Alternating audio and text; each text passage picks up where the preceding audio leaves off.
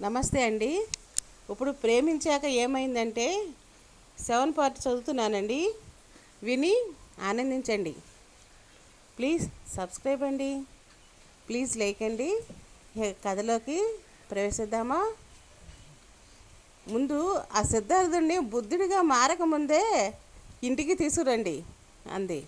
విశ్వనాథం అయిష్టంగానే ఆమెకి లోపల నుంచి తీసుకొచ్చి సిద్ధార్థ ఫోటో ఇచ్చాడు. శృతి సిద్ధార్థ రూపాన్ని తదేకంగా చూసి అతని గులాబీ రంగు పెదవుల మీద వేలుతో రాస్తూ అంది, smart boy, I like him. Vishwanath ఏదో చెప్పబోతుంటే చూపులతోనే అతని వారించింది. నేను రెస్ట్ తీసుకోవాలి అంకుల్ అంది. ఆమె తన రూములోకి వెళ్ళి బోల్ట్ బిగించుకుని మంచం మీద వాలింది. ఇంద్రభవనం లాంటి ఇంట్లో హంసతూలికా తల్పం లాంటి మంచం మీద వాలి సిద్ధార్థ ఫోటోని చూసింది. అతను మనోజ్ఞంగా నవ్వుతున్నాడు.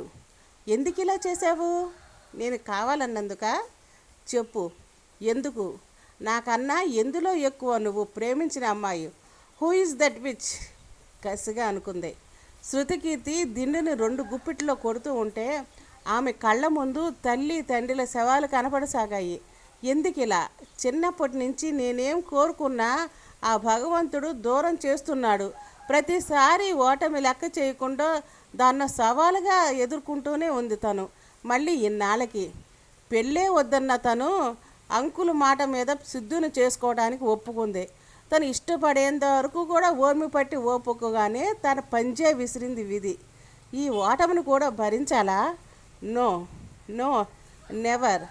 ఈసారి గెలుపు నీది కాకూడదు, కాదు నాది. సిద్ధార్థ ఫోటోని చేతుల్లోకి తీసుకుని ముద్దు పెట్టుకుంది. నిన్నింత తేలిగ్గా వదలను. వేర్ ఆర్ యూ అనుకుంది. లుటే కోయి మనిగయా నగర్ బనికే మీరే సాతి. మనసనే తన నగరాన్ని దోచిన ప్రియురాలు గురించిన పాట. కోను హైవో లతా స్వరంలోని తీయదనం తీగలుగా సాగి గాలిలో వ్యాపించి వస్తుంది. తెల్లవారుజామున ఆ పాట ఇంకా తీయగా అనిపించింది. సిద్ధు ఒక రెస్టారెంట్లో కూర్చుని ఉన్నాడు. అతని ముందు గాజు గ్లాసులో టీ తెచ్చిపెట్టాడు ఓ కుర్రాడు. దూరంగా అద్దాల అనుమాలలో సమోసాలు లాంటివి కనిపిస్తున్నాయి. నల్లగా మాసిన బనీను నిక్కర వేసుకున్న కుర్రాడు ఒకడో అంతకన్నా మాసి ఉన్న బట్టతో ఈలగలను తోలుతున్నాడు. మహారాష్ట్రలోని చిన్న పల్లెటూరు అది. టీ గ్లాసు పెదవులకు చేర్చుకుంటూ చిన్నగా నవ్వుకున్నాడు సిద్ధార్థ. బట్టలు మార్చుకుని 24 గంటలు గడిచాయి. జేబులో సెల్ ఫోన్ లేదు, ఎక్కి తిరగడానికి జన్ లేదు, పర్సులో క్రెడిట్ కార్డు కొంత డబ్బు మాత్రమే ఉన్నాయి. ఇలాంటి స్థితి వస్తుందని ఎన్నడైనా అనుకున్నాడా? ప్రేమ పుట్టినరోజు పండగ జరుపుకున్న 24 గంటల్లోనే తనని రోడ్డున పడేసింది. లక్షాధికారులను భిక్షాధికారులుగా, భిక్షాధికారులను లక్షాధికారిగా ఫీల్ అయ్యేటట్టు చేస్తుంది ఈ ప్రేమ. బయట వర్షం కురుస్తుంది. లోపలికి వస్తున్న జనం తడిసి ఉండటంతో అదో మాదిరిగా వాసన వస్తుంది. కొంతసేపటికి గొడుగులు మడిచి తలుపు ఒక్కగా పెట్టడంతో అక్కడ వీళ్ళు చిన్న కాలువగా ఏర్పడి పారుతున్నాయి నీళ్లు.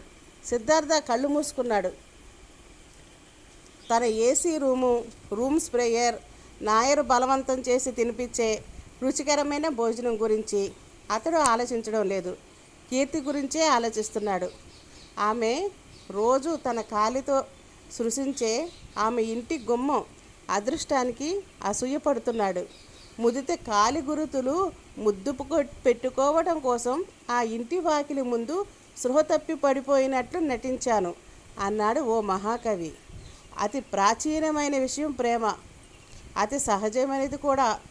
కానీ ఎన్ని సహస్రాబ్దులు గడిచినా ఇంకా ఆంక్ష పెట్టేవాళ్ళు, ఆటంకపరిచేవాళ్ళు ఉంటూనే ఉన్నారు. నాకు ఇష్టమైన డ్రెస్సు కొనుక్కున్నానంటే ఎవరు ఏమి అనరు. నాకు ఇష్టమైన విధంగా ఇల్లు కట్టుకుంటానంటే ఎవరు ఏమి అనరు. నాకు ఇష్టమైన అమ్మాయితో జీవితాంతం గడుపుతానంటే ఒక్కసారిగా ఆ అమ్మాయి ఎవరు, స్థితిగతులు ఏమిటి, సంప్రదాయం ఏమిటి, అంత లాభం వస్తుంది లాంటి ప్రశ్నలు మొదలవుతాయి. అదే ఇల్లు కొనుక్కుంటానంటే ఏ చెక్కతో గుమ్మాలు చేశారు, ఏ సిమెంట్ కట్టారు అని విసిగించరు.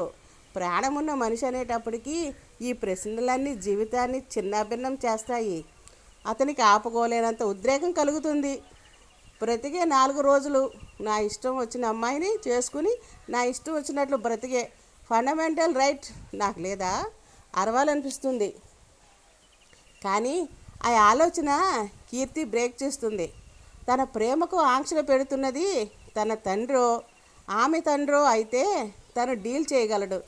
కానీ తన విషయంలో తన ప్రేమకు ఆంక్షలు పెడుతున్నది తన ప్రాణప్రదమైన కీర్తి. ఆమెను కాదనే బలం, ఎదిరించే శక్తి తనకు లేవు.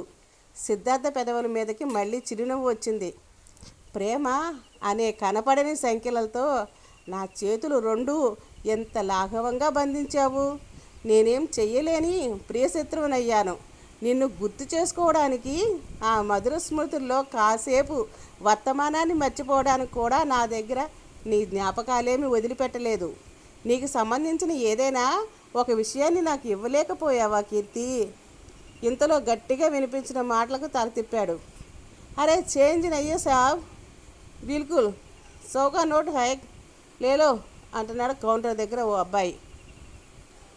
సుఖేసు आप ना का पास कैसा रहेगा साहब, एक चाय के लिए 100 का नोट విసుక్కున్నాడు హోటల్ ఓనర్. చిల్లర లేని అబ్బాయి ఇబ్బందిగా 100 నోటు పట్టుకుని చుట్టూ చూస్తున్నాడు. సిద్ధార్థ అతని పరిస్థితి గమనించి లేచి దగ్గరికి వెళ్ళాడు. దేనోకా పైసా లేవో అది 10 నోటు ఇస్తూ ఆ అబ్బాయిని చూపించి ఆ హోటల్ యజమానితో చెప్పాడు. ఆ అబ్బాయి కృతజ్ఞతగా చూశాడు. ఏదో జరగబోతున్నట్టుగా అనిపిస్తుంది సిద్ధార్థకు.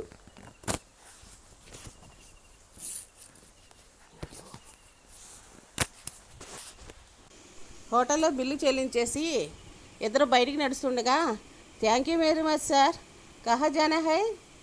సిద్ధార్థ దగ్గర జవాబు లేని ప్రశ్న. ఎదురుగా రాయి మీద నాగ్పూర్ 80 కిలోమీటర్లను రాసి ఉండటాన్ని చూసి చెప్పాడు నాగ్పూర్. ఆ యువకుడి మొహంలో ఆనందం కల్పించింది. ఆప్ హమారా హమ్ log Bhi Bidar high, thank you అని అతన్ని అనుసరించాడు సిద్ధు. జీపులో వారిద్దరే ఉన్నారు. వీళ్ళని చూడగానే తాగుతున్న వీడిలు కింద పడేసేసి డ్రైవర్లు వచ్చారు. అయ్యే ఆ అబ్బాయి జీపు వైపు నడుస్తూ అన్నాడు. సిద్ధు ఎక్కబోతుంటే తలకి టాప్ కొట్టుకుంది. అమ్మా అన్నాడు చేత్తో తల పట్టుకుని. అతను కంగారుగా చేయందించాడు. పర్లేదు, ఇట్స్ ఓకే. సిద్ధు చిన్నగా నవ్వి ఎక్కి కూర్చున్నాడు. శీతాకాలం చలి వణికిస్తుంది. డ్రైవర్ స్టార్ట్ చేశాడు. డ్రైవర్ పక్కనే కూర్చున్న అబ్బాయి నవ్వుతూ అడిగాడు, మీరు తెలుగు వాళ్ళ? సిద్ధార్థ ఆశ్చర్యంగా తల తిప్పి చూశాడు. ఎన్నో గంటల తర్వాత వినిపించిన ఆప్యాయమైన తెలుగు పరామర్శ మనసుకు వెన్న పూసినంత మృదువుగా అనిపించింది. అవును, మీరు కూడానా? తల ఊపి మీ పేరు అడిగాడు అబ్బాయి. సిద్ధార్థ, నా పేరు ఉదయ్, ఇక్కడ ఎంసివి అనే ఆర్గనైజేషన్లో చీఫ్ ఇంజనీర్గా పనిచేస్తున్నాను. సిద్ధార్థకు ఆ యువకుడిని చూడగానే ఎందుకో సదభిప్రాయం కలిగింది. తన చేతిని అతని వైపుకు చాచాడు.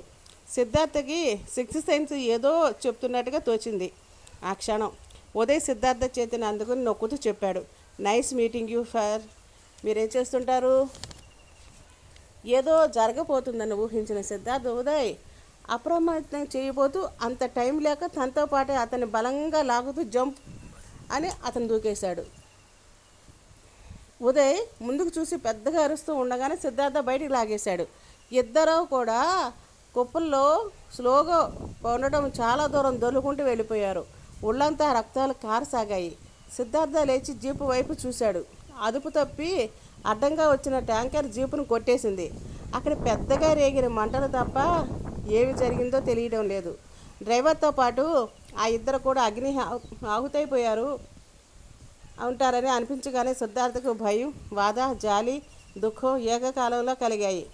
ఆ షాక్ నుండి తేరుకునేసరికి అతనికి కొంత టైం పట్టింది. అప్పుడు ఉదయ్ జ్ఞాపకం వచ్చి చుట్టూ చూశాడు. దూరంగా తెల్లగా అతని షర్టు కనిపించింది. అటు పరిగెత్తాడు. ఉదయ్ స్పృహలో లేడు. తలలోంచి బాగా రక్తస్రావం అయ్యి నల్లగా గడ్డకడుతుంది. పరిస్థితి ప్రమాదకరంగా మారిపోతుందని తెలిసిన సిద్ధార్థ ఆలస్యం చేయలేదు. అతని భుజాన వేసుకుని నడవటానికి ప్రయత్నించాడు. దారికి ముళ్ళ మొక్కలు అడ్డు వస్తున్నాయి. నిలువెల్లా గాయాలయ్యి రక్తం కారుతుండటం వల్ల అడుగు తీసి అడుగు వేయడం కష్టంగా ఉంది. కళ్ళు చీకట్లు అవుతున్నాయి. గొంతంతా పెంచగట్టుకుపోయి దాహం అని అరిచినా ఫలితం ఉండదని తెలుసు. హెల్ప్ హెల్ప్ అని అరవడానికి కూడా శతవిరుద్ధాయిలు ప్రయత్నిస్తూ అడుగులు వేస్తున్నాడు. ఒక్క మనిషి తనను పట్టించుకున్న ఏదైనా వైద్య సహాయం ఉదయకు అందించుకున్న ఆలోచనే తప్ప ఆ నిమిషంలో అతని మెదడులో ఇంకే ఆలోచన లేదు. అతి సుకుమారంగా పెరిగిన అతను నిలువెల్ల గాయాలతో ఒక మనిషి బరువును మోస్తూ ఆ ముళ్ళ దారిలో పయనించడం అంత సులువుగా లేదు. పళ్ళు బెగపెట్టి తనకు శక్తినిమ్మని డివైన్స్ పవర్ని వేడుకుంటూ అతను ముందుకు కదులుతున్నాడు. ఉదయలో కదలిక లేదు. అతని పరిస్థితి అంతకంతకు క్షీణిస్తుంది. చీకట్లు తొలగి అక్కడక్కడ వెలుతురు విచ్చుకుంటుంది. ఇతనెవరో నాకు తెలీదు, నా చేతుల్లో పోకుండా ఇతన్ని కాపాడు భగవాన్ అనుకున్నాడు సిద్ధార్థ. కీర్తి ఉలిక్కిపడి లేచింది. గుండె అంతా పట్టేసినట్టుంది. మంచినీళ్ళు తాకదామని లేద్దామంటే కాలి మువ్వలు సవడి చేస్తున్నాయి. ఆ శబ్దానికి కళ్ళు తెరిచిన సుభద్ర, ఏమిటమ్మా, ఏం కావాలి అంది. కీర్తి భయంగా తల్లిని చుట్టుకుపోయి, అమ్మా, నాకు పీడకలు వచ్చింది, చుట్టూ మంటలు, అందులో నాకు కావలసిన వాళ్ళెవరో ఉన్నారట, అంతా ఏడుపులు పెడబొబ్బలు, భయం వేస్తుందమ్మా, చాలా భయం వేస్తుంది అంటూ తల్లి భుజం మీద ముఖం ఆంచి ఏడ్చేసింది. ఉదయ గురించి ఏమైనా పీడకలు వచ్చిందా? కూతురి వీపు నిమురుతూ అనునయంగా అడిగింది సుభద్ర. కీర్తికి ఆ దృశ్యం భయానకంగా గుర్తొస్తుంది. కానీ ఆ ప్రమాదంలో చిక్కుకుని కీర్తి కీర్తి అని అరిచిన రూపం ఎవరిదో తెలియడం లేదు. తెలీదమ్మా, ఎవరో నన్ను పేరు పెట్టి పెద్దగా కేకలు వేస్తున్నారు. పీడకలు వస్తే వారి మీదన్న పీడ తొలగిపోతుందట. నువ్వు నిశ్చింతగా పడుకో, మంచినీళ్ళు ఇస్తాను అంటూ సుభద్ర మంచినీళ్ళు తీసుకురావడానికి లేచి వెళ్ళింది. కీర్తికి మొదటిసారిగా సిద్ధార్థ ఎక్కడుంటాడో తెలిస్తే ఎంత బావుండు, అతనికి ఏమీ కాలేదన్న వార్త తెలుసుకునేదాన్ని అనిపించింది. సుభద్ర మంచినీళ్ళు అందించింది. ఆంజనేయ దండకం చదువుకో తల్లి, భయం వేయదు అందే. కీర్తి తల ఊపి వెళ్ళి మంచం మీద పడుకుంది. ఆమెకు ఆ రాత్రి త్వరగా తెల్లారిపోతే బాగుండు అనిపిస్తుంది. ఎక్కడో బెకబెకలాడుతున్న కప్పలన్నీ ఒక్కసారిగా మౌనం వహించాయి. ఎంతో భయంకరంగా ఉంది ఆ నిశ్శబ్దం. ఆమె కళ్ళు తెరుచుకుని ఎదురు చూడసాగింది వెలుగు కోసం, లోకాన్ని నింపే వెలుగు కోసం, కళ్ళను ముద్దాడే వెలుగు కోసం, నేనున్నాను అనే ధైర్యంగా చెప్పే వెలుగు కోసం, హృదయాన్ని ప్రేమ మాధుర్యంలో నుంచే వెలుగు కోసం. కీర్తి వెళ్ళేసరికి మైత్రి ఇల్లంతా హడావిడిగా ఉంది. మైత్రిని చూసుకెళ్ళిన పెళ్లి కొడుక్కి నచ్చిందట. పరీక్షలు అవగానే ముహూర్తాలు పెట్టుకుందాం అన్నాడట. వాళ్ళ ఇంట్లో ఒకటే సంబరం. ఆడపిల్లను వదిలించుకోవడం ఇంత ఆనందకరమైన విషయమా అనిపించింది కీర్తికి. మైత్రి కూడా ఆనందంగానే కనిపించింది. ఒంటికి పట్టినట్లుగా టీషర్టు జీన్స్ వేసుకుని ఉల్లాసంగా కనిపించింది. ఒక ప్లేట్లో జాంగ్రీ కలాకండ్ తెచ్చి కీర్తి ఎదురుగుండా పెట్టి తీసుకోవే అంది. కీర్తికి ఏం మాట్లాడాలో అర్థం కానట్లుగా మైత్రి వైపు చూస్తూ కూర్చుంది. కిటికీ ఉచల మీద పక్కపక్క నవ్వుతూ ఎగురుతున్నాయి పిచ్చుకలు. స్వేచ్ఛగా అమాయకంగా ఆకుపచ్చ నీడల్లో ఎండ చారల్లో ఎగిరే వాటిని చూస్తుంటే అలా ఆనందంగా ఉండక ఈ గుండె బరువెక్కించే భావాల్ని ఎందుకు నేర్చుకున్నారో మానవులు అనిపిస్తుంది. మైత్రి కీర్తి కళలో భావాలు పట్టేసినట్లా అందే. పద, బయటికి వెళ్ళి మాట్లాడుకుందాం. ఇద్దరు గమ్యం లేకుండా నడవసాగారు. కీర్తి ఏమైనా చెబుతుందేమోనని చాలాసేపు చూసిన తర్వాత అంది మైత్రి. ఎంత విచిత్రమే చూడు, హాయిగా పెళ్లి నిశ్చయింది, చీకు చింత లేకుండా పెళ్లి చేసుకుని కాపురం చేస్తావు. నేనేమో ఎవరినో ప్రేమించి మల్లీశ్వరలో భానుమతిగానో మరో చరిత్రలో సరిదిలాగానో బాధపడుతుంటానో అని ఊహించుకునేదాన్ని. అంత తారుమారైంది. పెళ్లి చూపుల్లో మోహనకృష్ణ చూడంగానే నా మనసు అతని వశం అయింది. నేను ఎదురు చూస్తున్నది అతని కోసమే అనిపించింది. అతను మళ్ళీ రెండోసారి నాతో మాట్లాడాలని వచ్చినప్పుడు బయటికి వెళ్ళాం. తిరిగి వచ్చేలోగా అతనితో ఘాటుగా ప్రేమలో పడిపోయాను. ఈ వారంలో రోజుకు 3 సార్లు ఫోన్ కాల్సు. 2 ప్రేమలేఖలు, నాకు ఇష్టమైన క్యాసెట్ గిఫ్ట్స్గా పంపడం, ఇన్ని జరిగిపోయాయి. తర్వాత పెళ్లి చేసుకోకుండా ఈ కాలం ఇలా పొగిడించిపోతే బాగుండు అనిపిస్తుందే. తన దూరంలో చెప్పుకుపోయింది మైత్రి. కీర్తి హఠాత్తుగా ఆగి అడిగింది, ప్రేమిస్తే అంత బాగుంటుందా? మైత్రి సంతోషంగా చెప్పింది. అతని ప్రతి పలుకు ప్రేమ తంత్రుల్ని మీటుతున్నట్లుగా, విశ్వం తెరుచుకుని గాలి రివ్వున పరుగు తీస్తున్నట్లు, భూమిపైన నవ్వు గంతులేస్తున్నట్లు, ఆకాశంలో ఆనందం గొడుగు విప్పుతున్నట్లు ఉంటుంది. కీర్తి కళ్ళ నిండా నీళ్ళతో, నాకు అలా లేదే అంది. మైత్రి పక్కనే ఉన్న బండరాయి మీద కూర్చుని కీర్తిని కూడా కూర్చోమని సైగ చేసి అంది, నిజానికి నీకు నాకన్నా అద్భుతంగా ఉండాలి. ఎందుకంటే నువ్వు నాకన్నా ఎక్కువగా ప్రేమ పడుతున్నావు. ఎటువంటి హద్దులు ఎల్లలు లేకుండా పెద్దవాళ్ళ ఆమోదాలు ప్రయోజనాలు అనే చట్రంలో బంధింపబడిన ప్రేమను నువ్వు పొందుతున్నావు. కీర్తి, ఒక మనిషిని ప్రేమిస్తే ఎంత ఆనందంగా ఉంటుందో చూడు. అస్తమానం అతని గురించే తప్ప మన గురించి ఆలోచించే వ్యవధి లేదు అంది. నాకు సిద్ధార్థను చూడాలని ఉంది కళ్ళు తుడుచుకుంటూ అంది కీర్తి. మైత్రి నవ్వింది. ఇంకెప్పుడు జీవితంలో తారసపడొద్దు అని అడిగిన అతన్ని చూడాలని ఎలా అనుకుంటున్నావే అని ఆశ్చర్యపోతున్నావా? నాకు కావాల్సింది అతని వైపు చూడడం, అతను నన్ను చూడటం కాదు మైత్రి. అతను ఎక్కడుంటాడో తెలుసుకోవాలి ప్లీజ్. లేకపోతే నేను బ్రతకలేను, చచ్చిపోతాను. హృదయం పూడి పడిపోయినట్లుగా మాట్లాడింది కీర్తి. మైత్రి ఒక క్షణం ఆలోచించింది. అతను మనం వెతకగలమంటావా భయంగా అడిగింది కీర్తి. మైత్రి నవ్వింది. ప్రేమ ప్రేమ ప్రేమ అంది. నేనేం అడిగానో నువ్వేం చెప్తున్నావు భరించి నేను ఎట్లా అడిగింది కీర్తి.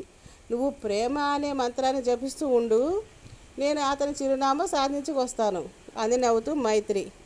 ఎలా? ఆశ్చర్యంగా ఆగింది కీర్తి.